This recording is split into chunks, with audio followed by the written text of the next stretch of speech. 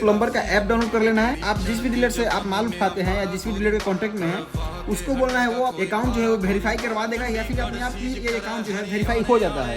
उसके बाद फ्रेंड्स यहाँ पे देखिए दिया हुआ है स्कैन ओआर कोड। तो फ्रेंड्स देखिए हिंद के सारे डब्बे पे आप देख सकते हैं, हिंद के सारे डब्बे पे या सारे नल पे एक स्कैनर दिया हुआ रहता है। आपको कुछ नहीं करना है फ्रेंड्स, ये जो स्कैन ओआर कोड है इस पर क्लिक कर देना है और ये जो कोड दिया हुआ है इसे स्कैन कर लेना है। इसे स्कैन करने के साथ ही फ्रेंड्स जैसे कि देखिए 25 रुपये जो है मेरे अकाउंट में आ चुके हैं। मैं इसको क्लेम कर लूंगा। अब ये फ्रेंड्स डायरेक्ट फ्रेंड्स मेरे ऐप वाले अकाउंट में आ जाएगा।